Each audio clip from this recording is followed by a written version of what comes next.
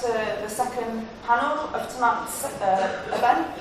This session is going to focus on the lessons from the trial and the legacy for today. We have two speakers, Duncan Campbell and Tony Bunyan. I'm just going to introduce them first, and then we're going to crack on with some questions. First of all, Duncan, before the trial, worked with the New Statesman magazine. He was hired by Bruce Page, an Australian investigative journalist who started the Sunday Times Insight team. After the trial, Duncan went back to reporting. He finished at the New Statesman as the chair of the publishing company in 1994. Duncan then ran an independent TV company making factual documentaries for Channel 4. During the 1980s, Duncan produced a scoop revealing GCHQ and the NSA had been collecting everyone's international communications using a system called Echelon. The scheme was confirmed by the documents released by Edward Snowden 30 years later.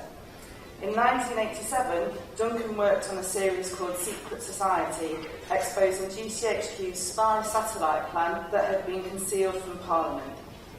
At the time, Duncan's home and office were both raided, and so were the New Statesman's magazine's offices and the BBC's headquarters in Scotland.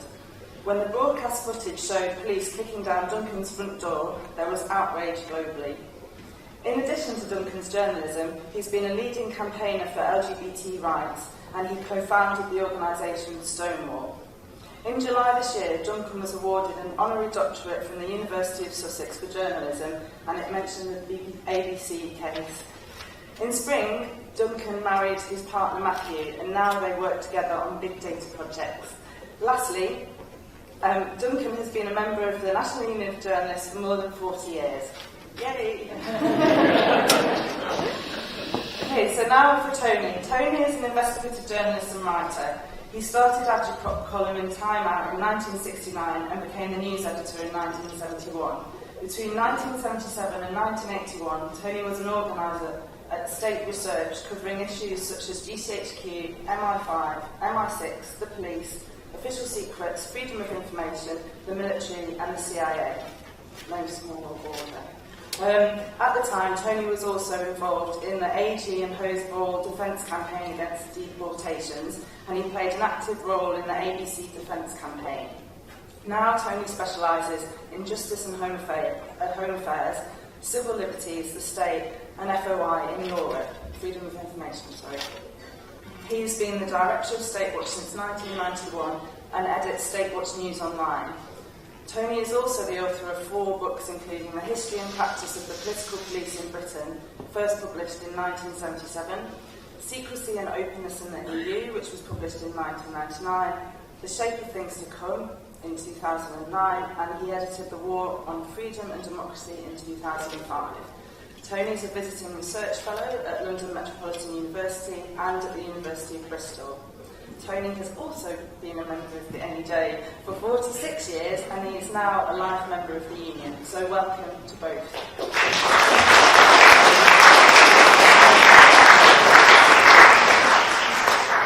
I also wanted to say a few words about the union.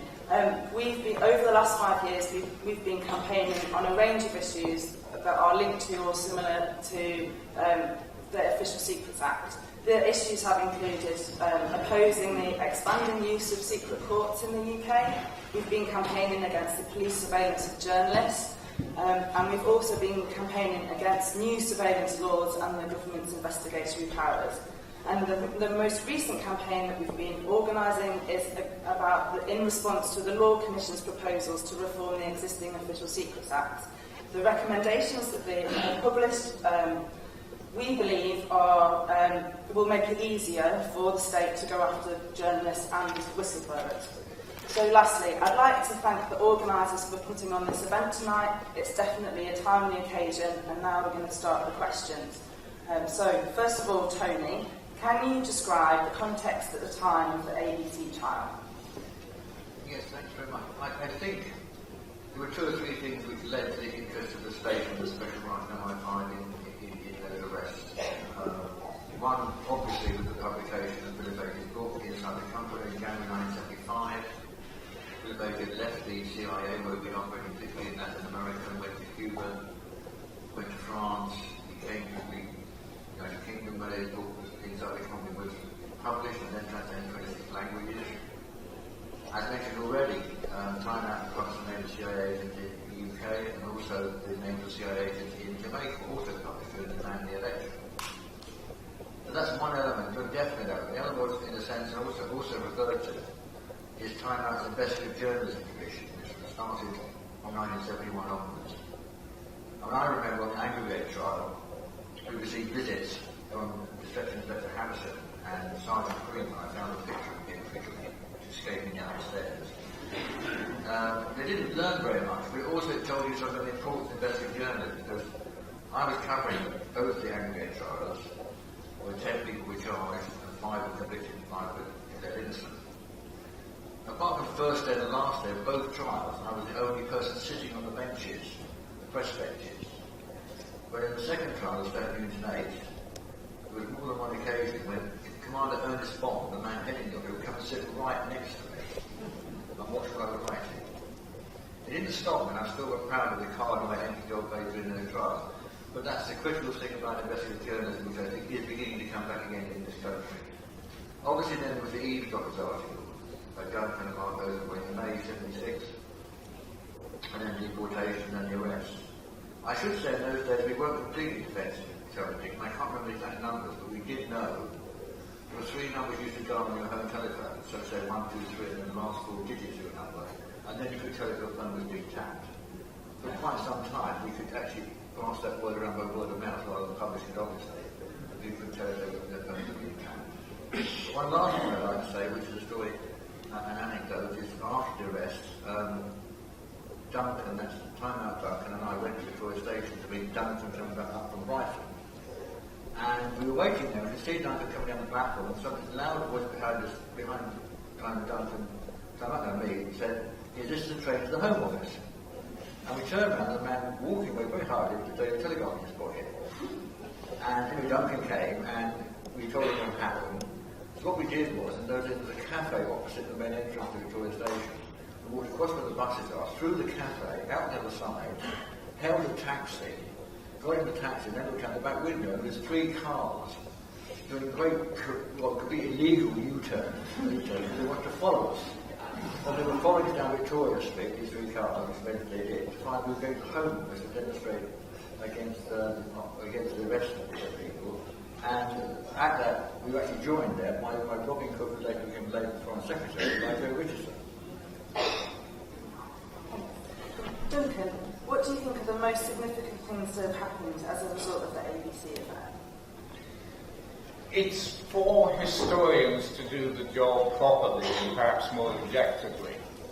But I think they will continue to write that this was a breaking point for the British tradition of secrecy in the security state.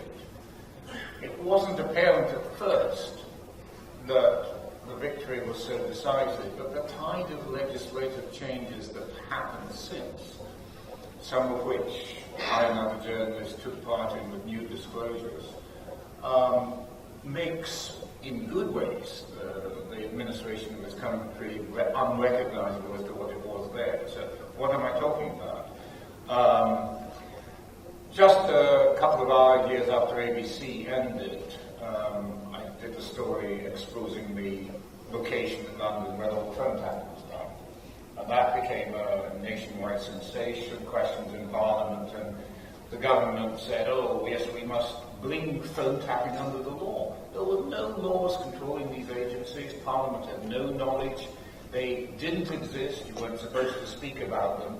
And the actions against myself and John and Crispin were intended to be the firm crack of the whip that brought back discipline to these unruly journalists and people like Tony and Duncan and Crispin and Mark and the Time Out, and it failed spectacularly.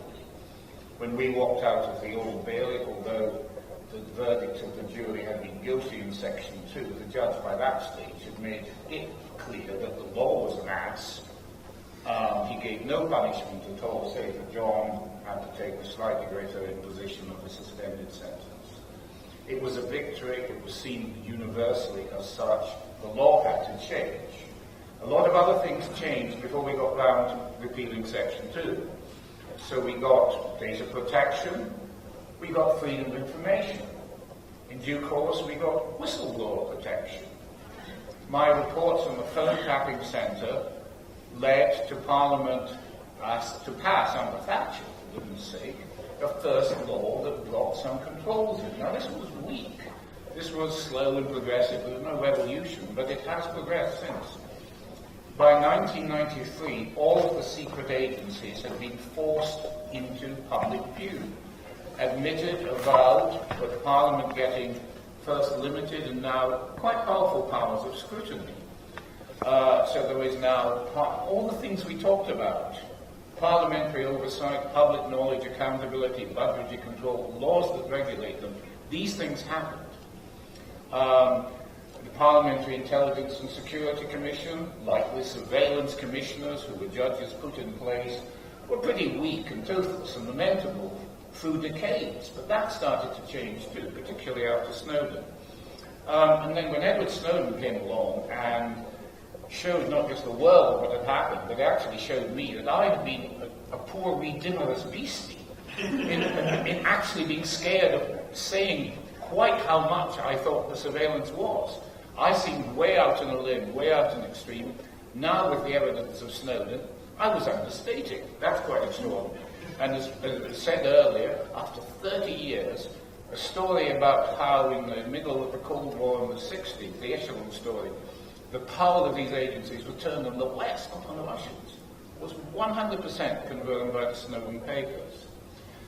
Some other sort of straws are in the wind, good ones and bad ones, as Sarah's mentioned. Last May at Ditchley Park, which those of us in the 70s would identify as a pretty nasty Cold War place where the CIA and others ran their plotting for influencing Western society. They held a conference on privacy, intelligence and security with lots of spy chiefs, and they had me open the conference sitting beside the director of GCHQ. I think he was less amazed than I was. And when I set out an agenda for the reform and control and moving forward of the regulation and supervision of the intelligence authorities and real punishment for breach of our rights, he and other spy chiefs there mostly agreed. It was quite disturbing. Is it me or is it them? 4 weeks from now, the new setup for the monitoring of surveillance, the control, which is a bunch of High Court judges. Now, they were faffing useless in the 80s and not much better in the 90s. But they put in a surveillance commissioner, and he's got 10 other High Court judges to do this. The surveillance commissioner they've appointed is, Jeff may have a different view, I don't know, Sir Adrian Fulford. His last job was human rights at Strasbourg, and he is, I'm pleased to say, the first openly gay High Court judge, who was quite a radical barrister, as he was known to his colleagues in the 1970s. So his first act is not to go to the spooks with all his surveillance commissioner judges. He's asking the representatives of civil society to set the framework. Now, in terms of how the British society or even the spooks have approached things, that is quite extraordinary. So, while all of these developments are encouraging, they do not fill me with complete joy, because so much more has enabled the powers of intrusion, the powers of interference, the ways that we can be heard. But it is not all a black tapestry. And ironically, Fulford was one of the judges who a section of the press, the Daily Mail, horrendously branded enemies of the people only a few months ago. You know, the enemies of the people in truth are not just in the security state, but in the mindsets of some, including to our shame, some who share our profession.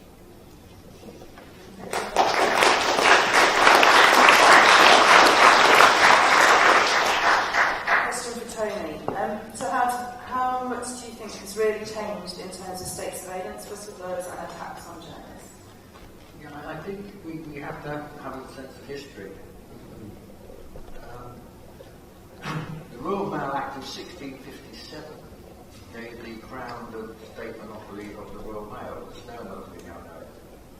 And the objective of the Act was, and I'm quoting it, discover and prevent any dangerous or wicked designs against the Commonwealth, meaning the British Empire at the time.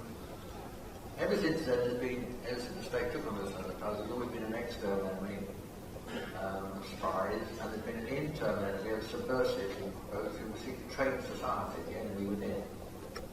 What was happening in the 1970s is not then, and is not now, new in one sense. What has changed is the new form of surveillance through technology and resources, and on the other hand, in the full context of rise of neoliberal economics, the rise of the authoritarian state, the continuing weakening of democratic accountability of state practices, and the defence of stability and freedom is a long-range struggle. I'll give you a couple of examples of why I'm arguing this from this perspective. If you look at in the European Union, which is a big lot of my work, in 2014, the European Court of Justice declared that the directive on the mass retention, data retention, was unlawful, and had been unlawful since it was agreed in 2006. That's 2014, it was unlawful in 2006, 3.5 years have now passed, and they still have done nothing, just carry on because they want to maintain it. In other words, there's inaction, there's not the will to get the member states to change their policies. Another thing more closer to home, and I've actually argued this, and I realised there's actually written evidence on this, was that one of the things you know... When, as Jeff has described, the Colonel B fiasco started to unravel it all. But prior to that, they racked up the sentences we all faced to escalate from the discredited Section 2 by adding espionage charges, although no foreign power was said to be involved. That took it to 16 years, and when they decided that I had too much information in my files, not secret or official information, just too much, for me personally, the maximum sentence went to 30 years. At the youngest stage of my career, I remember wondering, am I going to be dead in the ditch in some days? And I clearly am not. I never was. I also have no fear of that, and I don't think anyone should fear that. In this country, and generally if you're middle class and probably white or maybe stock British, visible and publicly educated. The only casualties in journalism in this country have been in Ireland. That is not true of the rest of the world. For me personally, some of the heavier burdens have actually come not from the government in the more recent years, but from corrupt commercial interests and others bringing libel cases and so on that don't imprison you physically, but they imprison and steal your time. Or when we have to consider exposing British American tobacco from being the biggest smugglers in the planet, pretty much. A bunch of us internationally had to consider whether we were prepared to face a company, however correct our facts were, which had endless money with which to ruin our lives. Others have had to take the risk of imprisonment. Bill Goodwin, you're here. I'm sorry, I'm going to embarrass you. Stand up and be recognized. Bill was the first journalist who said he would go to prison to protect his sources again. And he took, with legal support, his case all the way to Strasbourg and won very important protection for sources. You know, the courage continues. We also have to remember the recent news, the horrific death in Malta, part of Europe, of Daphne Caruana Galizia, the mother, in fact, of a computer geek journalist with whom Matthew and I worked on recent offshore leaks. I hope that tidal risk will spread no further and that the perpetrators of her killing will be found and dealt with severely. The world changes, but it's a bit the same. Those who have principle and want to speak out have to take risks, and take them knowingly, and sometimes some bear the consequences, and that still is the case for history. But, as we used to say, as comrades used to say, la luta continua, the struggle continues, and we would like, I hope here, to support everyone who honestly and with integrity takes part in it.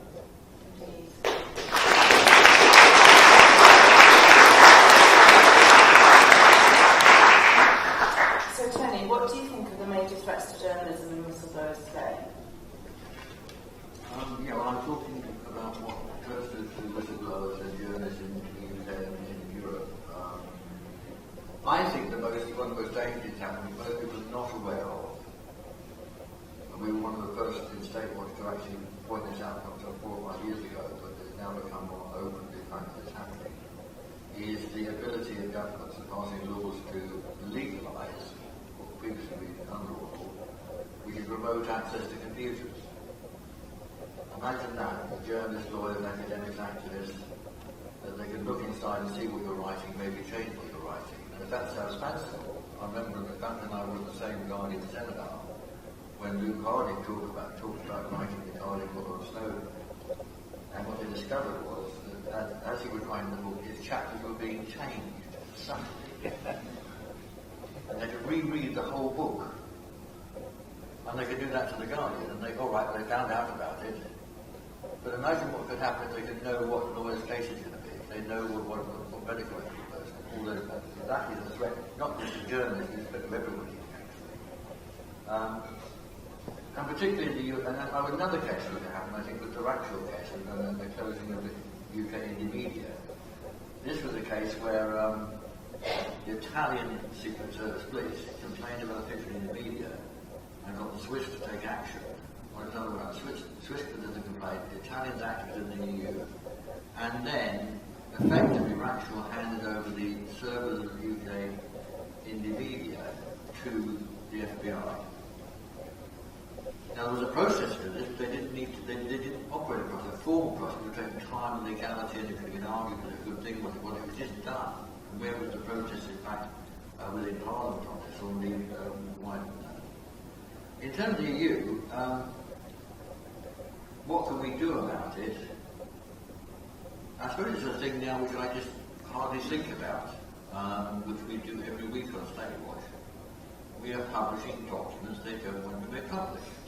We're doing continually. We're trying to expose that when they're making legislation in the European Union, when you have secret meetings which is held in secret, the European Parliament and the Council has determined legislation, and you only right of access to what's happening before that happens, and in that arena, the so-called trials, is after a measure is adopted. Even a complaint by the European Ombudsman, the court response, the conclusion of the Ombudsman was, it is reasonable that people must have access after a measure is adopted. Imagine that. So our response, in fact, is to challenge secrecy by regularly publishing secret documents, and I hope we'll go and pick good on them.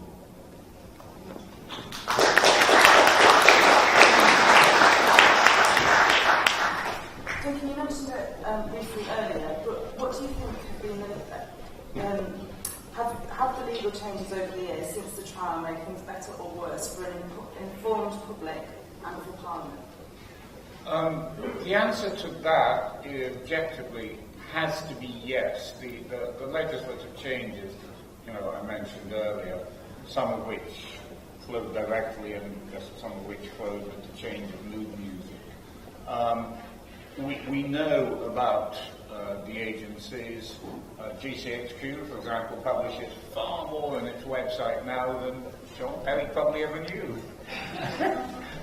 Certainly more than I published in the article that so annoyed them in the 1970s. And that may continue to improve. But going with it, although governments and intelligence agencies have been forced to follow that move, their powers have hugely increased.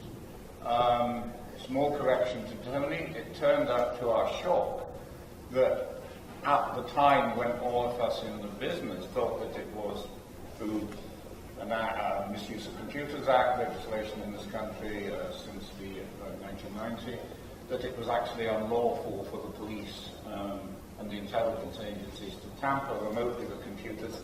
It turned out they've been doing it for 10 years. Parliament was systematically lied to about the scale of surveillance in the British population. They aggregated together everyone's telephone records and put them in the hands of MI5. Despite the powers of oversight, this was never found out about. I knew the story. I never had enough evidence to prove it, to get it out there until it came out clearly. Not from Edward Snowden, but the person who actually stole my scoop for me was Theresa May. who, in order to push through the new Investigatory Powers Act, had to face up to the fact that they had to tell the truth about what they were doing, and admitted that an act from 1984 had allowed the mass collection of all our telephone records and sticking them into a database, and that had happened since 2002. Other things that were flowed out, so give them credit, they started fessing up. But what we discovered was appalling, and we still don't know the truth of a lot of it. So you have a thing called bulk personal data sets that nobody in journalism or the watching community or in Parliament or the staff had any idea they were doing this stuff. Okay, they have now made it lawful to do it, to join it up, to pull it all in. I find that appalling. Sarah and the union were particularly strong and effective in campaigning to bring in that law and to get protections for journalists and others in the public interest.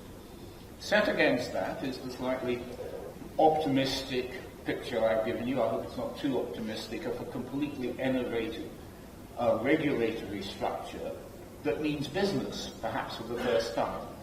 Will it do the business? Will we be able to look back in 15 years and say, we gave the government tremendous powers, but by God, look at the judges that they put in, did a great job in keeping it under control in the public interest? No, that's not going to be the story. What the story will be, the new generation, maybe some present here today, we'll find out. I am confident of that, and we'll tell us. A question for you both.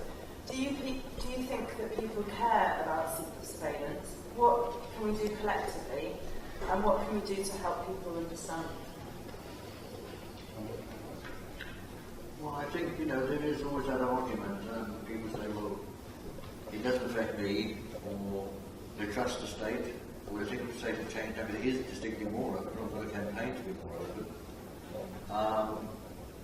All I can say is, if that is so, why are they so secretive about many things we'd like to do? I would like to know how many stop and search, how many telephone taps there are, how many have been successful and led to an arrest and then led to conviction. We cannot get those figures. You can get them in the United States, by the way, but you can't get them over here. And I think the important thing is the legacy of the campaign of the ABC and Agee Hosenball, but in fact many of those issues are still with us. The surveillance, MI5, MI6, GCHQ accountability, an ideology post-September 2001 that the exceptional defines the norm. We're living in very dangerous times. And one point, the slight plug I want to make, and what we can do, is that I've worked with Sue and the family to bring all of Crispin's files on the ABC case and his book, excellent book, who's watching it. It is now deposited in our office in Media Room in London, 38 Fleet Street, and we will next year be launching it into the public so everybody can learn the lessons and really draw on what has happened in the past. Just to add to that, the transcript of what John said to us with the secret stamp and top written in front of every secret. I have put that out on the internet. I can't quite tell you right now what the URL is, but I'll make sure you know of that and you can put it with the other material on the campaign. I am hugely appalled to look back, even at my own writings in the 1980s when I wrote about data banks and society, and to see how much society has moved away from understanding the importance of privacy. I cannot even recognize my own train of thought from a book I wrote about data banks in the mid-1980s. I look at a program I produced where we went into the streets of an English county town, Harrogate, and showed people for a BBC program in that year what we could pull up, which was not much more than the electoral register and credit references. And people were appalled. You wouldn't get that reaction now. And not just the relentless tirade of the government and the agencies and the pushing of threats, taking things out of proportion, but also what is done by private and large corporation surveillance has meant that the concept of why this matters is disappearing. And if you look for where it was important, where it was understood, it comes out of great suffering and great trouble. One of the most powerful acts of privacy is the Fourth Amendment to the Constitution of the United States and the Bill of Rights, born of the American struggle for independence against us, the Brits. The Convention on Human Rights and its instruments was created by this country, despite our requires from within, and brought to Europe to help fortify against what the Nazis did. How damnably that has been forgotten. You know, that is something that Britain can take pride with, and yet they turn it into a legacy of hatred with their poisoned agenda. I abjure that. I find it hideous. I will fight against that for every breath I have got. So these are worrying times. You look for where the best pillars of support for privacy are, and I would say in Europe it's Germany. Germany because they went through denazification, Germany because people, including Chancellor Merkel, went through the years of the Stasi and had to endure that.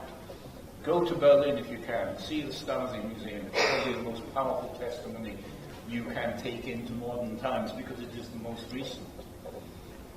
We cannot wish for world wars or massacres to bring the understanding of why privacy integrity matters, and that just makes it harder intellectually, harder for journalists, harder for campaigners. But it's got to be done. I am convinced it still matters. Young Crispin Aubrey in the audience tonight and about to start out in journalism, what advice would you give? Tony? I think the first thing is to know your enemy, to know what you're up against, and understand where they're going so that you can target them. And then I would say stick to your guns, never give up, and work with them if you ain't got it.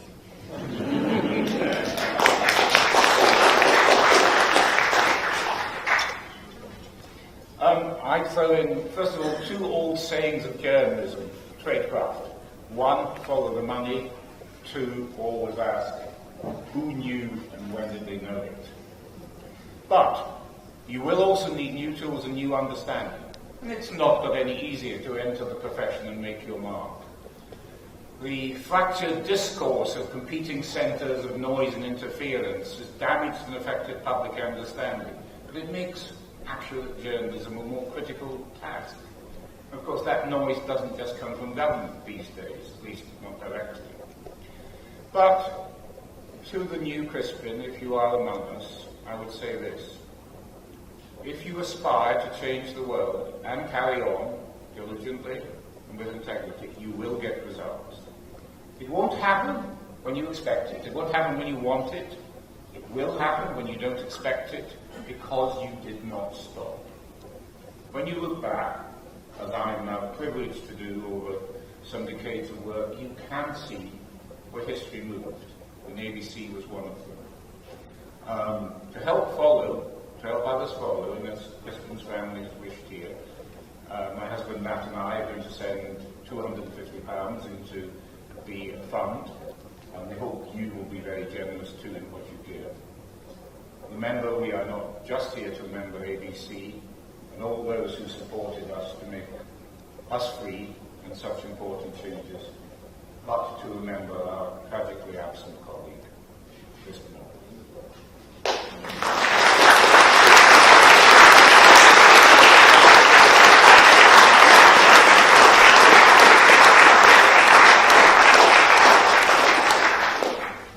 Well, I thought that was fascinating. Thank you very much. And now I'm going to... Despite that, you are the champion of the best possible truth, and that is something to aspire to. We can't fix the Daily Mail. I don't see how we can. The NJ has a plan, which would put the NJ again in conflict, because of course there are members there too. It is only the pressure of violence, if it comes, that will do that. The rest of us and yourself, I hope you will become a star. I hope you will lead. As you do, perhaps you can aspire to the badges of honour that they gave to some of us in the secret MI5 things. Tony and I were having a debate earlier about how they classified him as a person to be surveilled when he first came to notice. I don't know if we worked it out. You could be a Trotskyite, or you could be a communist. I'm really rather proud to stamp it was in my personal file when they opened it, because it was, and I'm quoting you authentically, including from MI5 sources much later on, unaffiliated revolutionary.